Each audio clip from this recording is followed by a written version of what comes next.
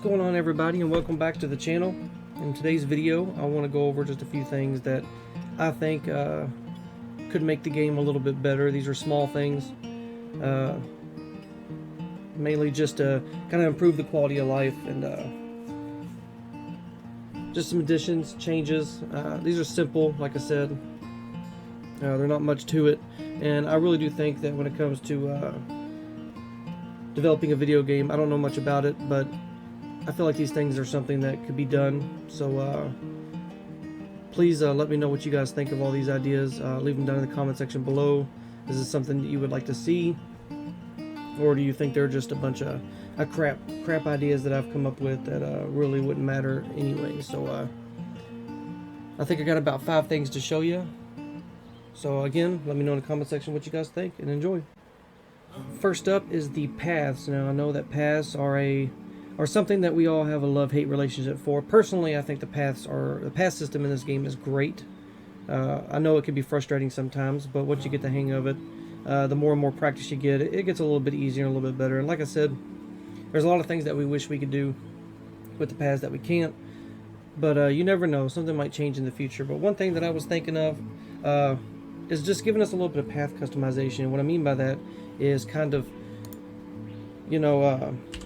being able to change up mixing up the curb and the railing.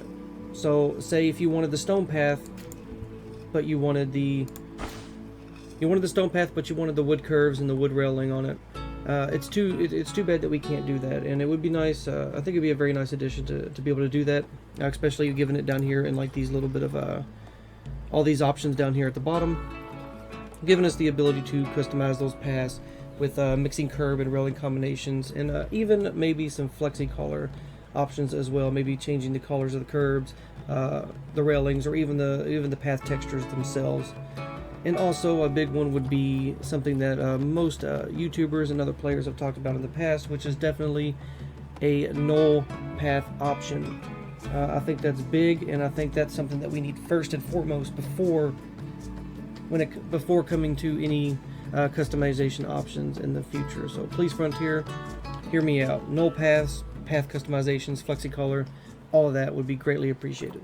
Next up, I would like to discuss the barriers. Now the barriers, there's really nothing wrong with the barriers. Again, with the path, it's kind of one of those love-hate things that people have with the barriers, but something that we could do is simply giving us more customization options for each of the barriers. So for instance, like this one, this is the, let me see, this one is the corrugated, and it already has an option for changing the color.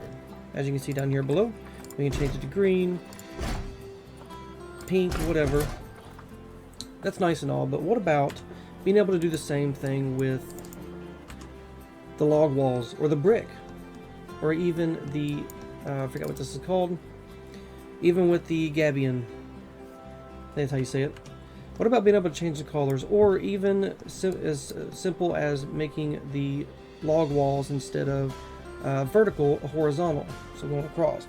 I really think this is a cool idea, and I think that's something that should be implemented in the future, because especially with these log walls, I would like to change the color, maybe make them a darker brown, or maybe even a lighter brown, or giving us an option to have multiple colors, where some of these light colored logs and the dark colored logs are different when it comes to the flexi color. So when it comes to barriers are great, but giving us customization options like multiple textures, like switching the log wall to the vertical or to the horizontal, or a flexi color on all barriers, I think are great options that I would like to see implemented in the future.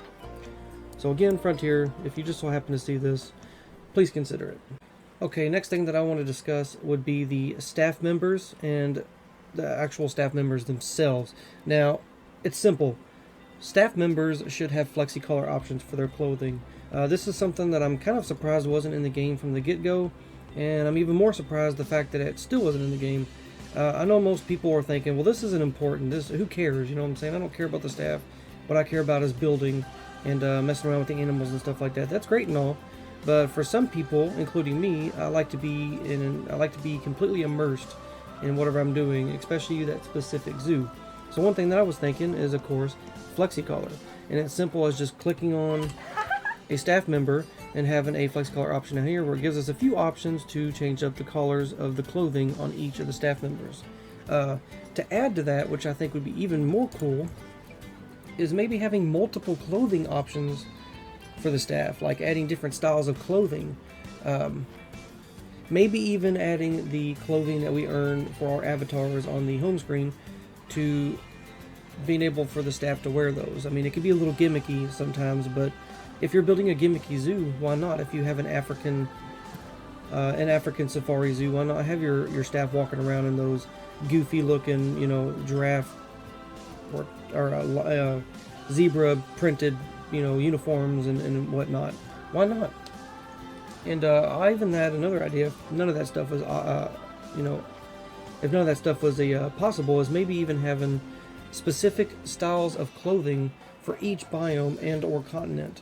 I was kind of focused on the biome part there. Maybe we can have it to where if you're in the desert, all of your staff wear shorts and short sleeves, or maybe even tank tops or something, maybe in some big hats. Or if you're in the tundra biome, maybe having them wear extra clothing, jackets, and, you know, the toboggans or beanies or whatever you want to call them. Just something to kind of spice it up, change it around. And this could even go towards the staff buildings themselves, maybe even making the interior of staff buildings a little bit more customizable, maybe when it comes to color, or maybe being able to remove props and add props. Second to last here, thing that I want to talk about is the animal market. Now I know that just recently there's been an update where they've pretty much matched the sandbox animal market to the franchise animal market. So the animal market is exactly the same across all game modes.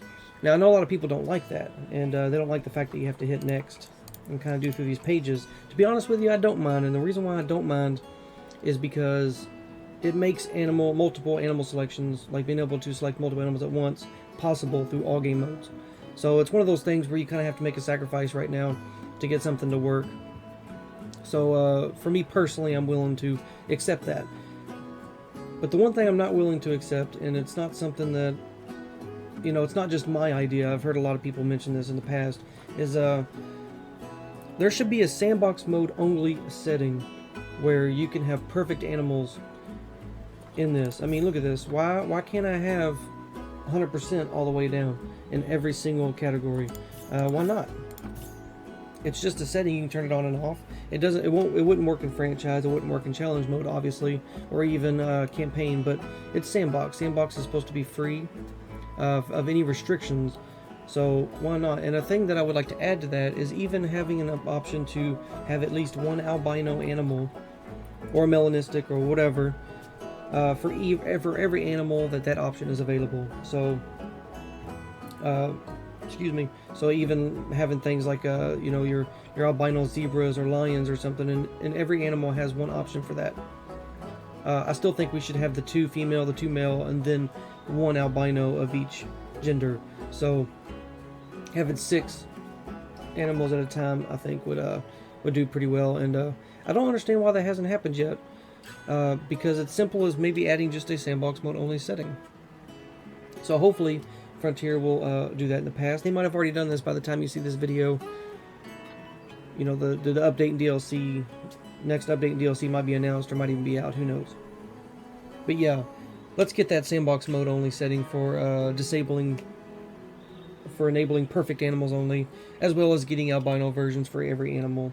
The last thing that I want to talk to you guys about is something that I'm actually more passionate about when it comes to all the things that we've discussed already, and that is these exhibits. Now, unpopular opinion here, I actually really love the exhibits, and I love the exhibit animals.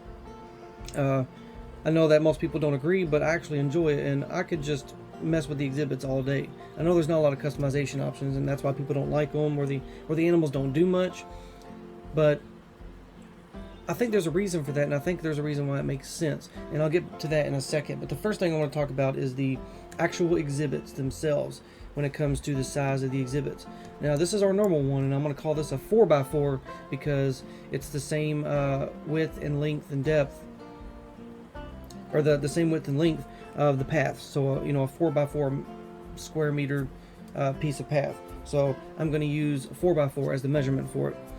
But I would actually like to see 2 more sizes at most, and I think those 2 could be the 4x8, where we have the long versions of it, and we can have the 8x8, which are massive versions of it. And each one of these could accommodate different quantity of animals, and so on, and some, of course, some extra customization options. But one of the things that people don't like about the exhibits the most, and that would be the animations. Pretty much because there is no animations. The animals really don't do anything. Most of them, they just sit there. They might move their head or move their feet or flick their tongue out.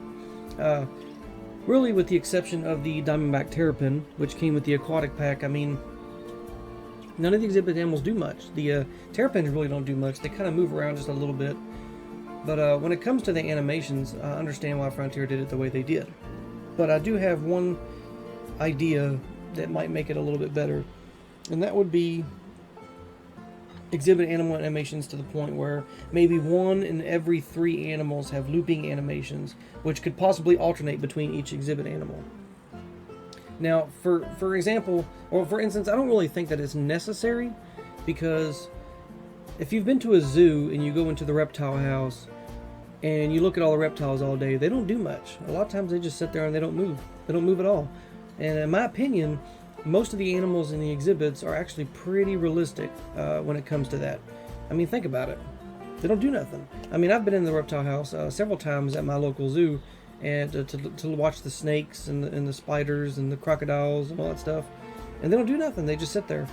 They can literally sit there for hours. So I don't think this is the most necessary thing ever, but I think it would help appease to everyone who plays the game, and that would be the exhibit animal animations, making 1 of every 3 animals having looping animations where they could alternate between the animals. Alright folks, well that will be it for this video. I hope you guys really enjoyed all the things that I talked about, and I hope you enjoyed the video in general. We discussed the paths and the path customization, barriers, staff, exhibits, and even the animal market. Now, when you see this video, again, like I said earlier in the video, we might have already have the update, the DLC, whether it be out or just announced, or we know something about it. And some of these actually might have already been implemented. You never know. I'm not predicting anything. I'm not trying to assume or suggest or anything like that. I'm just coming up with some cool ideas. That's all. So if you like what you see, please leave a like and comment down below. I really would like to know what everyone thinks of this. Do you like these ideas? Do you have anything that you think that you could add to these ideas? Or do you think these ideas are just crap and that I should just stop talking? So let me know. And also, I might do another video like this in the future once I come up with some more ideas. I got plenty of them, but these are the ones that I would actually like to see myself. And like I said in the beginning, these ideas I come up with, I feel like are something that Frontier could actually do when it comes to making sure the game still continues to perform, and as well, and making sure that the game is still optimized. So I just don't feel like these things would actually mess that kind of stuff up too much. Again, don't know nothing about video game development, so I don't really know. Maybe somebody can correct me down in the comment section and let me know. But anyway, all the comments, please just make sure that they're respectful. It's okay to tell me that you think I'm wrong. It's not going to hurt my feelings, but just be respectful about it, please. But I really appreciate you guys watching this video today. Thank you so much for all your support. Take care of yourself, stay safe, and I will see you in the next one.